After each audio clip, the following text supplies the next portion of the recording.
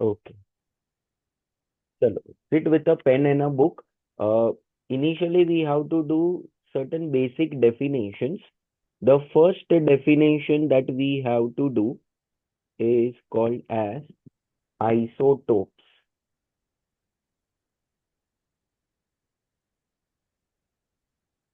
This is not Planck's quantum theory, right? No, this is not Planck's quantum theory. We will do Planck's quantum theory once we finish with these 7 definitions. Okay. So isotopes, we have done it in our lower grades also, that they are atoms of same element. They have same atomic number, but different atomic mass number. Okay. So if I give you the example of an isotope, then it will be like hydrogen has 3 isotopes, like 1H1, 1H2, and 1H3. Correct? Yes. Now, this 1H1 is called as protium. This 1H2 will be called as deuterium, and 1H3 will be called as tritium.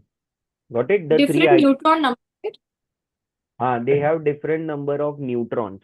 They will have the same number of electrons and protons, but they will have different number of neutrons. So they are called isotopes. And in periodic table, we have done that isotopes जो होता है, they occupy the same space in the periodic table. Like 1H1, 1H2, 1H3, all of them are placed in the same position since their atomic numbers are equal. ठीक है? तो ये और भी Yes. बहुत सारे एलिमेंट्स के आइसोटोप्स है, लाइक ऑक्सीजन के आइसोटोप्स है, क्लोरीन के है, कार्बन के है, नाइट्रोजन के है। आपको ये पता होगा कि कार्बन का जो आइसोटोप है, that is C14, that is used in carbon dating technique. पता है Yes. आपको? It is used to find the age of the fossils. Okay. तो बहुत सारे आइसोटोप्स है, वो आपको सिर्फ उनका मतलब पता होना चाहिए कि आइसोटोप्स क्या होते हैं। अब सेकंड देखो, सेकंड डेफिनेशन है आइसोबार। तो आइसोबार्स में ना, मैं आपको एग्जांपल देता हूँ, you give me the meaning of isobar. Okay, I give you निकल and copper. Okay, this is their atomic numbers and these are their mass numbers. Tell me, what are isobars then? Same mass number के Yes, जो different elements हैं. isobars are atoms of different elements. They have same mass number but different atomic number, right? Yes. Okay. अभी third definition देखो, isobars, isotopes. The third definition is isotones. So for example, if I give you the example, carbon, nitrogen, and oxygen, say carbon 14,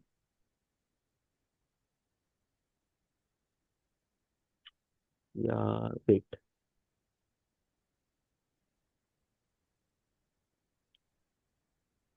ये 15 ले लो अगर,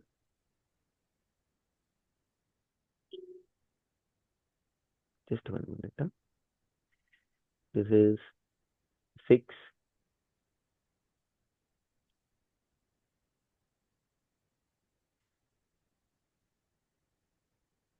ये 14 और रुको, 14 नहीं, फिर वो आइसो बार हो जाएगा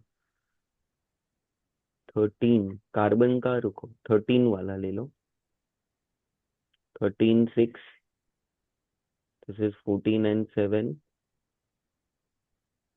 and this is मान लो 15 and 7, 8, sorry, oxygen's atomic number is 8. So what are isotones? They have same number of neutrons. And how do you find number of neutrons? It is always A minus Z. A is the atomic mass number and Z is the atomic number. समझा आपको madam? Yes. ये हो गया। अब ये वाला check करना। Next definition जो है,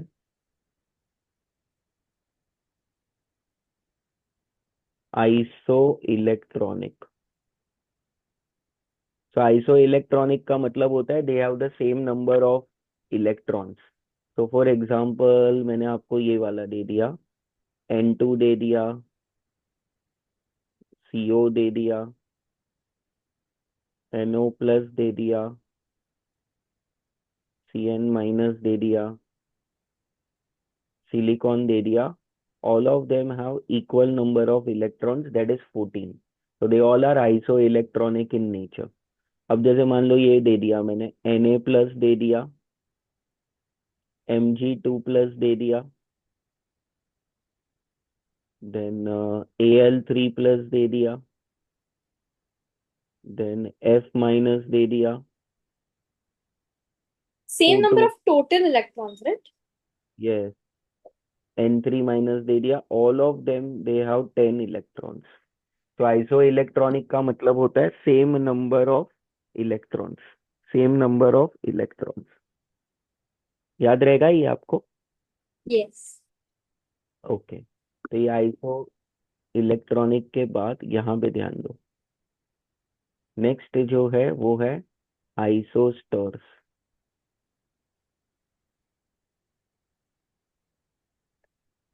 ठीक, आइसोस्टर्स में आप क्या बोलेंगे? They have same electrons. तो जैसे ही मैं ये बोलता हूँ ना कि दे हैव सेम इलेक्ट्रॉन्स, तो बच्चे तुरंत वहां से बोलते कि सर वो तो आइसो इलेक्ट्रॉनिक में भी हो रहा था। तो यहाँ पे अलग क्या है? यहाँ पे अलग ये है कि along with same number of electrons they will have same number of atoms, same number of atoms।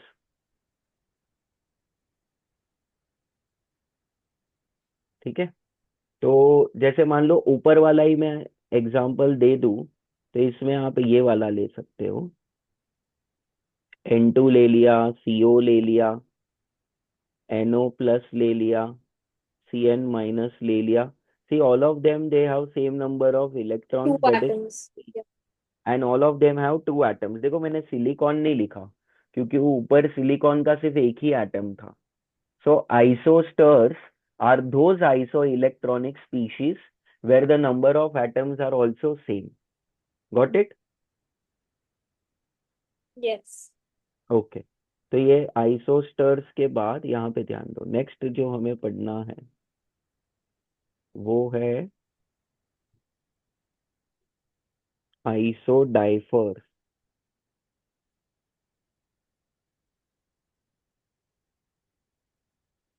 तो अभी ये आपको आइसोडाइफर्स का मैं आपको है ना मतलब बताता हूँ, example you can tell me after some time once you get it. A-2Z same होना चाहिए उनका, A-2Z will be same. A-Z same होता है तो उनको हम आइसोटोन बोलते हैं। A-2Z सेम रहेगा तो उनको आइसोडाइफर्स बोलेंगे हम। ठीक है, तो ये वाला हो गया। अब लास्ट जो डेफिनेशन हमें पढ़ना है इसमें वो है आइसोस्ट्रक्चरल।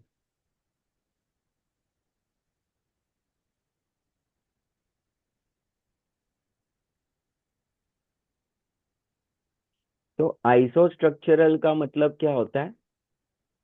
सेम स्ट्रक्चर, मतलब सेम ज्योमेट्री। हमने हाइब्रिडाइजेशन आपने किया होगा लोअर ग्रेड्स में, तो आपको पता है सेम ज्योमेट्री अगर है, यहाँ पे ध्यान दो, जैसे मान लो सेम ज्योमेट्री का एग्जांपल आप मीथेन ले लो, sp3 हाइब्रिडाइज्ड है, ये ज्योमेट्री क्या होगा? टेट्राहेड्रल। सिमिलरली ये NH3 भी sp3 हाइब्रिडाइज्ड है, तो उसका भी ज्योमेट्री क्या हो जाएगा? इसका भी ज्योमेट्री हो जाएगा टेट्राहेड्रल। तो both of them are Yes. Tetrahedral.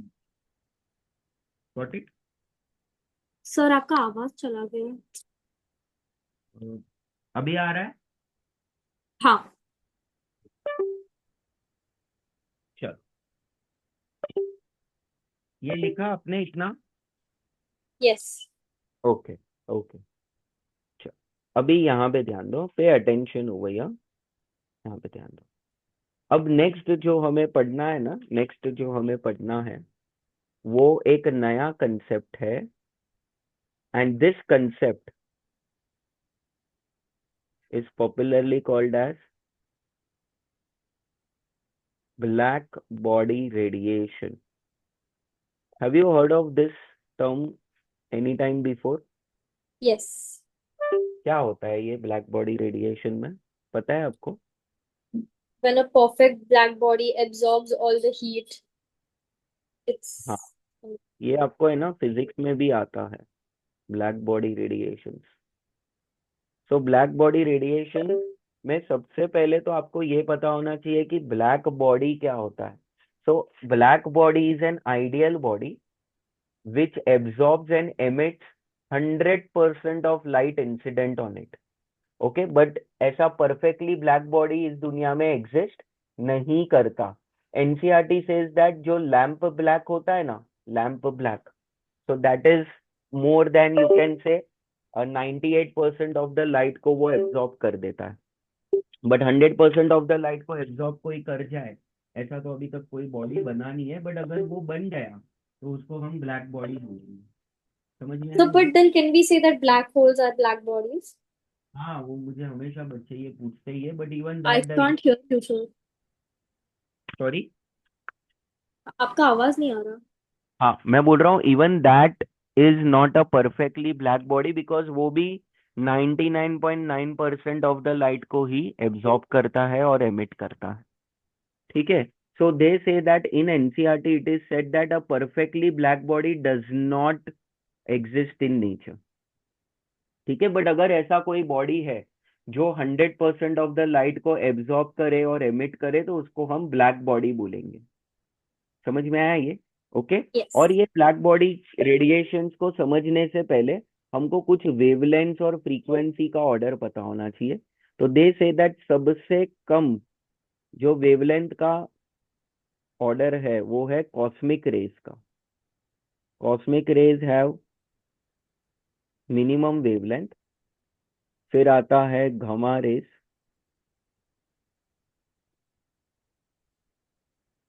फिर आते हैं एक्स रेज.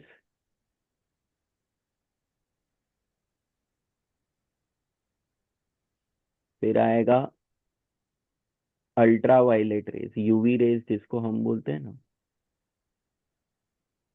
फिर आता है विजिबल रेंज.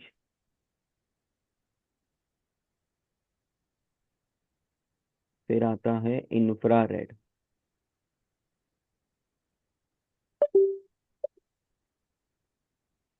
इंफ्रारेड. और फिर लास्ट में आता है रेडियो वेव.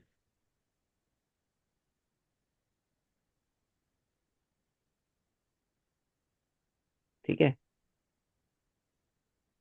तो this is the increasing order of the wavelength. ये इंक्रीजिंग ऑर्डर ऑफ वेवलेंथ है.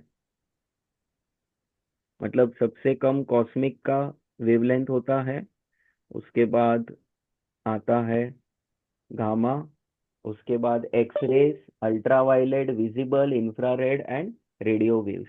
ये जो विजिबल है, विजिबल रेंज है, वही अपना क्या है पता है आपको, जिसको हम विबग्योर बोलते हैं. इसको हम विबग्योर बोलते हैं.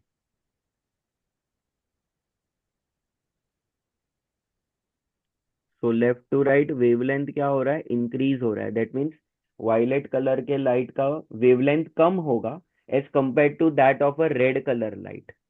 समझ में आया ये जो हम ऑर्डर हमने लिखा है वो कौन सा ऑर्डर है? That is of increasing wavelength. मतलब वेवलेंथ जिनका सबसे कम है वो पहले लिखा गया है, जिनका वेवलेंथ सबसे ज्यादा है उनको बाद में लिखा गया है. ठीक है. ये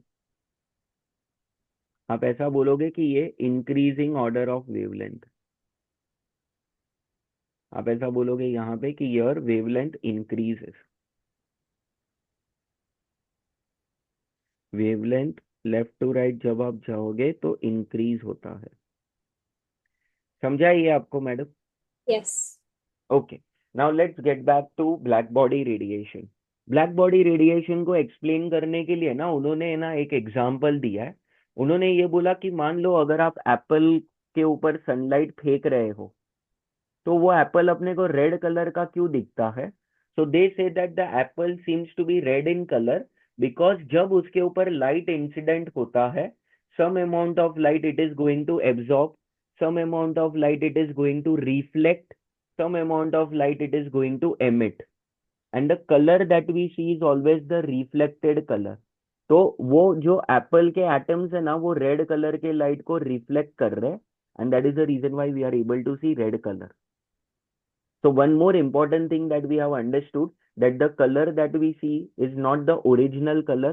The color that we see is the reflected color. अगर वो green color के light को absorb कर रहा है, तो that does not mean that the object will be green in color. उसका वो complementary color बताएगा. बराबर, वो coordination में बताया था ना, वो विज्ञ और पूरा. हाँ, Yeah. तो बस यहाँ पे भी वही याद रखना है कि apple seems to be red in colour because वो रेड कलर के लाइट को एब्जॉर्ब कर रहा है. फिर उनके दिमाग में ना एक सवाल आया कि मान लो जो एप्पल है, अगर कॉन्स्टेंटली उसके ऊपर हम रेडिएशंस फेंक रहे, मतलब लाइट फेंक रहे, तो वो थोड़े देर में तो वो जल जाना चाहिए ना, बिकॉज फिजिक्स बोलता है कि light is a form of energy. तो जब आप कंटिन्यूसली एप्पल को हीट एनर्जी दे रहे हो, तो after some time it should get burned. But आपको भी पता है, आप 5 घंटा भी सनलाइट में एप्पल रखोगे तो वो जलता नहीं है. तो इसका रीजन उन्होंने ढूंढने का कोशिश किया, and then they came to a conclusion कि जब लाइट उस पे इंसिडेंट होता है, so instead of increasing the temperature, उसका वाइब्रेशनल एनर्जी बढ़ जाता है. जो एप्पल के एटम्स होते हैं ना, उनका वाइब्रेशनल एनर्जी बढ़ जाता है. Now, due to this increase in vibrational energy, they also emit some thermal radiations. मतलब क्या हो रहा है, एक बाजू से उनके ऊपर हम एनर्जी फेंक रहे हैं, दूसरी बाजू से वो एनर्जी को क्या कर रहा है, लिबरेट कर रहा है. But we are not able to see those thermal radiations because they don't fall in the visible range. They fall in the either ultraviolet region or infrared region.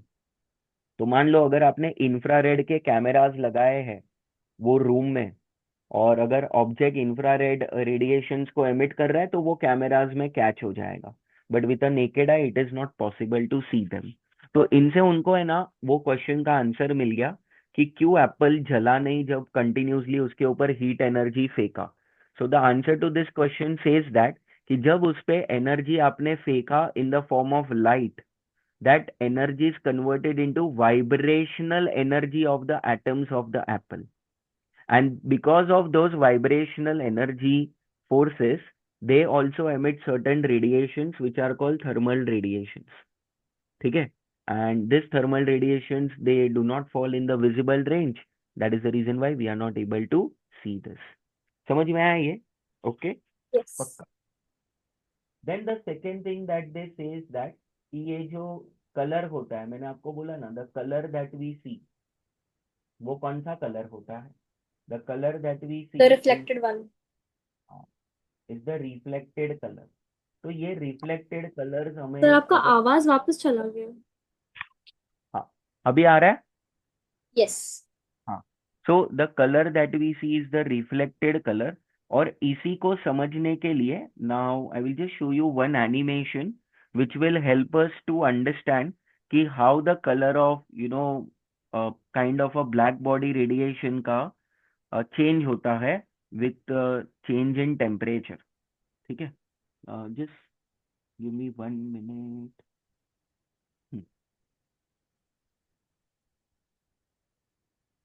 अब ध्यान से देखना, just let me know once you are able to see this simulation. दिख रहा है आपको? हाँ. हाँ. अब ध्यान से सुनना, इसमें हमने क्या किया है, ध्यान से देखना. इसमें हमने एक्स एक्सिस पे क्या रखा है, वेवलेंथ रखा है. ओके. Okay. और वाई एक्सिस पे हमने वो कलर्स रखे हैं, वो visible range, ultraviolet region, infrared region सब रखा है, जहां पे रिफ्लेक्शन हमें दिखाई देगा. ठीक है. नाउ ध्यान से देखना, राइट साइड में देखो, थर्मोमीटर में मैंने टेम्परेचर कितना रखा है अभी? Uh, Earth. हाँ, ऊपर देखो ना, Black. येलो दिख रहा है. 300 के दिख रहा है आपको? हाँ हाँ। So that is the temperature of the surface of the earth. Earth, So at yes. 100 Kelvin, okay, the reflection we cannot see it because आप देखो ग्राफ में कुछ दिख नहीं रहा है. Why? Because the radiations they fall in the infrared region, which cannot be seen by a naked eye.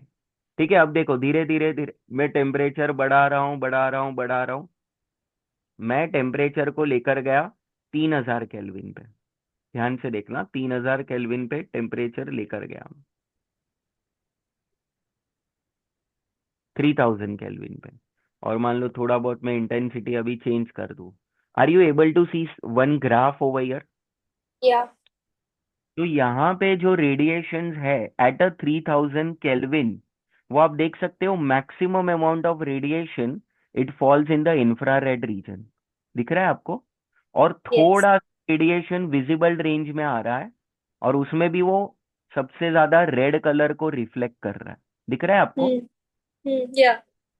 Means at a 3000 kelvin जो black body होगा ना, उसका मैक्सिमम रेडिएशन है ना इंफ्रारेड रीजन में आएगा, which we can not see with a naked eye. उसमें थोड़ा सा रेडिएशन विजिबल रेंज में आएगा, और विजिबल रेंज में भी वो मैक्सिमम कौन सा कलर दिखाएगा? Red Red. कलर दिखा. तो यहां से है ना उनको ये पता चला कि at a 3000 kelvin the black body will be looking like red colour. समझ में आया ये आपको? पक्का? Yes. और इसका Yeah. उन्होंने और एक एग्जांपल दिया है, जो लाइट बल्ब होता है. लाइट बल्ब आपने देखा होगा ना, लाइट बल्ब येलो कलर वाला. तो उसका फिलामेंट जो होता है वो भी 3000 केल्विन पे ही होता है. तो उसका फिलामेंट का कलर भी रेड कलर ही होता है. And the same logic they apply to the temperature of the stars also. मान लो अगर कोई स्टार गैलेक्सी में रेड कलर का हमें दिखाई दे रहा है, तो आप समझ जाओ कि उसका टेम्परेचर लगभग 3000 केल्विन के आसपास होगा. समझा ये? So as the temperature increase, the graph should shift left, right? Definitely. Fantastic, very good, great. Okay, अब आप सिर्फ ये ऑब्जर्व करो कि यहाँ पे जो पीक वेवलेंथ है वो कौन से रीजन में आ रहा है? Peak wavelength Infrared. Infrared. Infra. बराबर. And do you agree with me, अभी जो मैंने आपको ऑर्डर दिया था वेव का, इंफ्रारेड का वेवलेंथ विजिबल और अल्ट्रावायलेट से ज्यादा होता है. करेक्ट? Yes. हाँ. तो आप ये समझ जाओ अभी, right now at a 3000 kelvin the peak wavelength is falling in infrared reason. ठीक है. अब ध्यान से देखना, नेक्स्ट एक्सपेरिमेंट हम करेंगे सन के सरफेस का टेम्परेचर. सन के सरफेस का temperature is around about 5800 kelvin. Okay. मैंने ये थोड़ा इंटेंसिटी चेंज किया. नाउ यू सी यहाँ पे जो ब्लैक बॉडी रेडिएशंस है वो कौन से रीजन में फॉल हो रहा है? वो विजिबल रीजन में भी फॉल हो रहा है और इंफ्रारेड में भी फॉल हो रहा है, but maximum is falling in visible region. बराबर. और जो पीक वेवलेंथ है, आप देखो, it is it is able to radiate all the colors, all the 7 colors. तो इसमें आप ये देखोगे कि इसका जो ओरिजिनल अभी आपने को कलर दिखेगा, that will be a collection of all the 7 colors. And a collection of the 7 colors is nothing but a white color. Please remember this, according to physics and chemistry, white is not a color. Color, But हाँ. And white white and is, black, yeah. white is not a single color, it is a combination of all the 7 colors. And black is not a color, black is absence of any color. Okay. हाँ. So just because it is going to radiate all the different colors, okay, तो इसका जो colour आपको दिखेगा वो दिखेगा white colour, because it will be a combination of all the 7 colors. क्या Sun का इतना? ना? हाँ. सन के सरफेस का मैडम, सन का नहीं. सन की सरफेस का, ओके हाँ, ओके हाँ. राइट, बराबर. देखो, इनर कोर ऑफ सन का तो temperature 10 to the power something होता है, बहुत ज्यादा होता है. ओके. 5800 केल्विन है. So that means this is not the temperature of the sun. This is the temperature of the surface of the sun. समझा ये? ओके. अब आप मुझे यस. बताओ यहाँ पे पीक वेवलेंथ कहाँ पर फॉल हो रहा है? Green, peak, blue green. हाँ, मतलब वही ना, विजिबल में फॉल हो रहा है। हाँ हाँ, विजिबल। तो थोड़ा याद रखना, पहले जब हमने टेम्परेचर कम था 300 केल्विन, तो पीक वेवलेंथ आ रहा था इंफ्रारेड में। अब 3000 कर दिया, 3000 किया, तो थोड़ा सा रेड कलर दिख रहा था अपने को। अब 5800 केल्विन पे इसका पीक वेवलेंथ इधर अपना विजिबल में है। And now let's do the last experiment which will be at 8000 kelvin. तो अगर आप 8000 नहीं, सॉरी, 8000 केल्विन पे अगर आप लेकर जाते हो, और थोड़ा बहुत अभी आपने इंटेंसिटी को चेंज किया, तो again you will see that इसका जो पीक वेवलेंथ है वो वायलेट टू ब्लू कलर में जा रहा है, और हाँ। थोड़ा सा अल्ट्रा वायलेट में जा रहा है, थोड़ा सा वेरी माइनर क्वांटिटी इंफ्रारेड में भी जा रहा है। सो दैट मीन्स अगर कोई ब्लैक बॉडी 8000 केल्विन पर है, तो उसका कलर ब्लू कलर जैसा दिखेगा, because maximum wavelength that is radiated is violet to blue colour.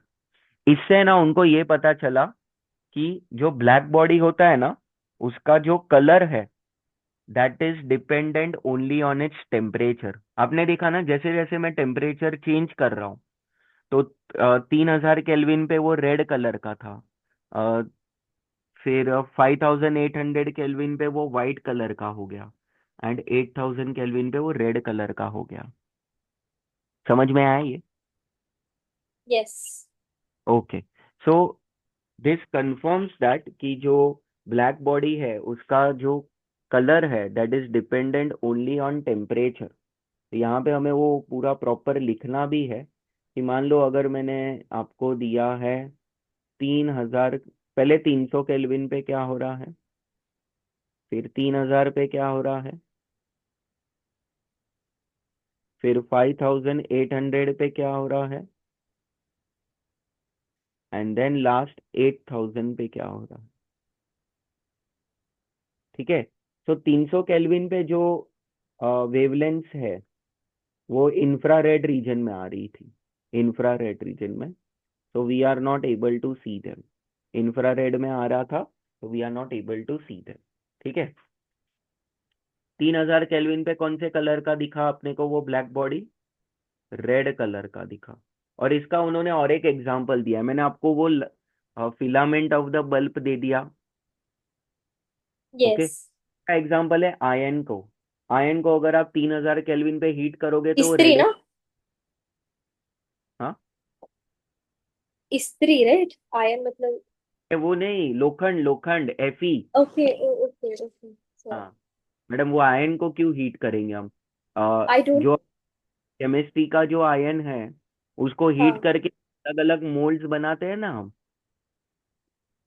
हाँ, तो अगर 3000 केल्विन पे उसको हीट किया तो वो भी रेड कलर का ही दिखेगा। तो चेक करो कितना कॉन्ट्रास्ट है, लाइट बल्ब का फिलामेंट रेड कलर का, आयन रेड कलर का, और वो जो दूर दराज पोजीशन पे स्टार बैठा है रेड कलर का। तीनों का कंसेप्ट सेम है कि वो कलर दिखा रहा है बिकॉज ऑफ देयर टेम्परेचर।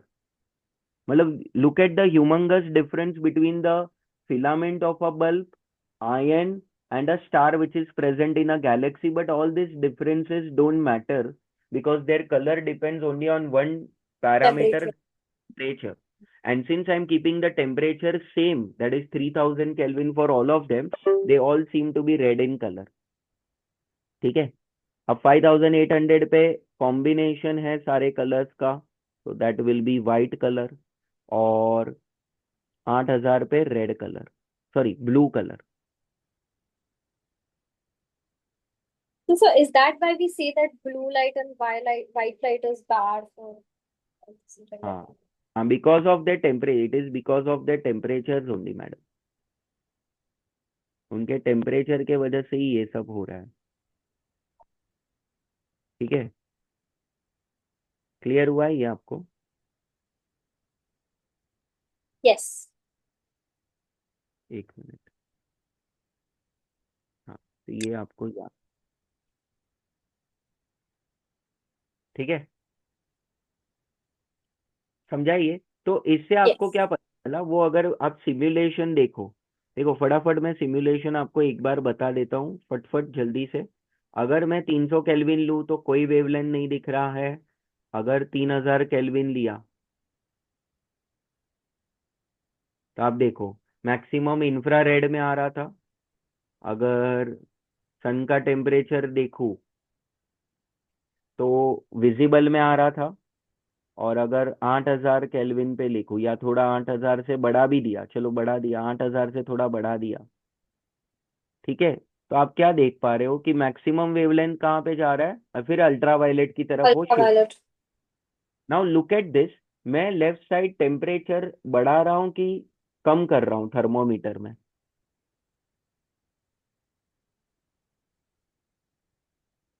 जब मैं 300 से 3000 गया, 3000 तो से बढ़ा रहे 5, हाँ टेम्परेचर में बढ़ा रहा हूँ, तो वेवलेंथ आपने पहले ही आंसर दे दिया, वो लेफ्ट की तरफ शिफ्ट हो रहा था। मतलब वेवलेंथ कम हो रहा है कि ज्यादा हो रहा है टेम्परेचर बढ़ाने से? कम हो रहा है। कम हो रहा है। And this is nothing but called as Wien's displacement law. क्या बोलेंगे उसे हम? माइंस वे, डिस्प्लेस्ड। सुना है ना आपने ये फिजिक्स में? यस। हाँ।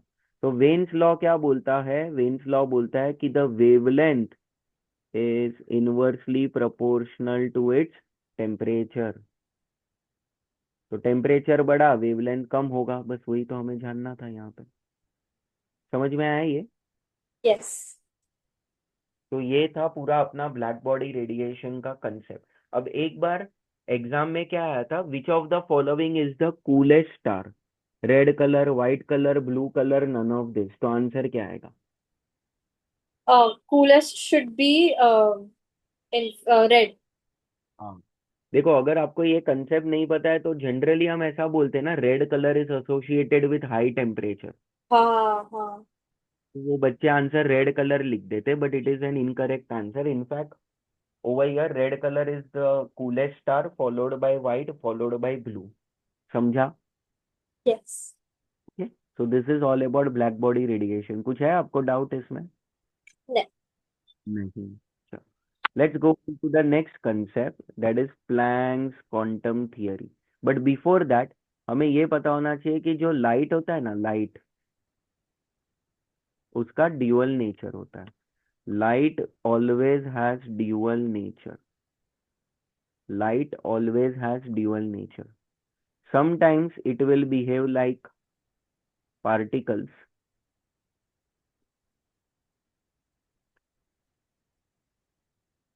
sometimes it will behave like waves. so particles की तरह कब behave करता है वो? जब आप explain कर रहे हो PQT, PQT मतलब प्लैंक्स क्वांटम थियरी, या फिर you are explaining photoelectric effect.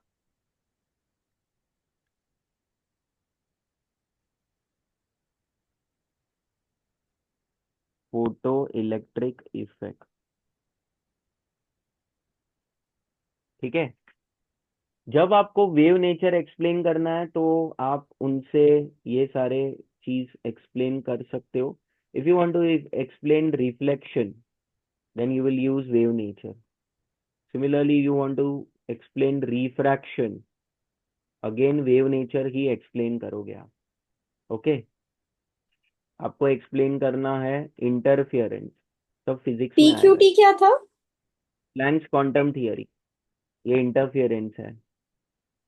Last one is diffraction.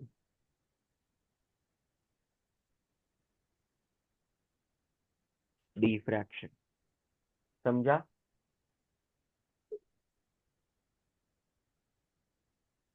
हम्म, तो ये आपको एकदम अच्छे से पता होना चाहिए। Sir this is dual nature is only applied to light energy की लाइट के अलावा और भी? बहुत सारे जगहों पे इलेक्ट्रॉन का भी ड्यूअल नेचर होता है ना madam. So when you want to explain like resonance, hyperconjugation, it is wave nature. Hmm. Particle nature में जब आप वो फ्री रेडिकल्स वगैरह एक्सप्लेन करते हो तो वो पार्टिकल नेचर हो जाएगा, इट्स वन इलेक्ट्रॉन। ओके।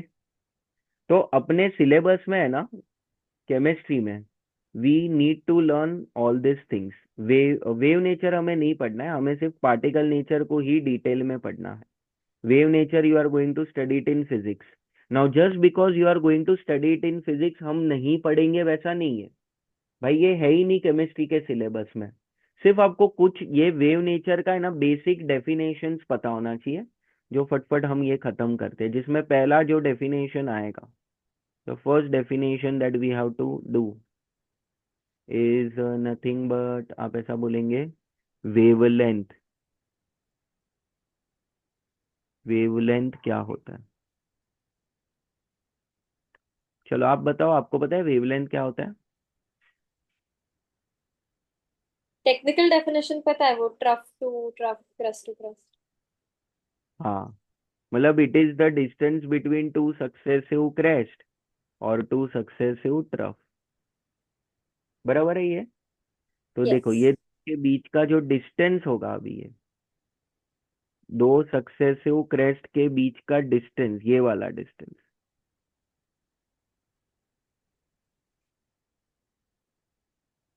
उसी को तो हम वेवलेंथ बोलते हैं। Wavelength is represented as lambda, unit will be metres. Got it? अब वेवलेंथ, अच्छा वेवलेंथ में कुछ पहले कन्वर्जन्स पता होने चाहिए, unit convergence. They say that 1 angstrom is 10 raised to minus 10 meters. 1 nanometers is 10 raised to minus 9 meters. So which means that 1 nanometer is equal to 10 armstrongs. समझा? Okay. Wavelength के बाद जो सेकेंड डेफिनेशन हम पढ़ेंगे, आपको पता ही है वो, उसको हम फ्रीक्वेंसी बोलते हैं। फ्रीक्वेंसी मतलब number of waves passing through a reference point per unit time. समझाइए? ओके। और इसका यूनिट हर्ट्ज होता है, hertz. Hertz is the unit for frequency. Frequency. And frequency को हम ऐसे न्यू से रिप्रेजेंट करते हैं, न्यू, ऐसा, न्यू। और अगर आपको उसका और एक फॉर्मूला चाहिए, तो फ्रीक्वेंसी इज 1/टाइम पीरियड। ये शायद फिजिक्स में भी आप पढ़ते हो। One upon time, I you मुझे नहीं पता था। हाँ, यू मतलब फ्रीक्वेंसी ही है। यू, उसका सिंबल है। हाँ सिंबल है वो। बहुत सारे बुक्स में एफ दिया है, बहुत सारे बुक्स में एन दिया है, you can take any symbol you. ठीक है, ये फ्रीक्वेंसी हो गया। अब चेक करना थर्ड डेफिनेशन। तुम्हारा वेवलेंथ हो गया, फ्रीक्वेंसी हो गया। अब पढ़ेंगे वेव वेलोसिटी।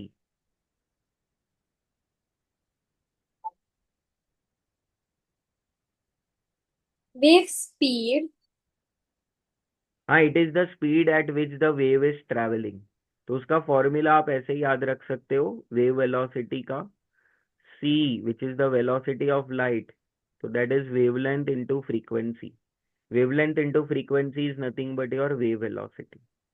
और ये वेव वेलोसिटी आपको लेना है 3 × 10⁸ 3 × 10⁸ लेना है। समझा ये? ओके।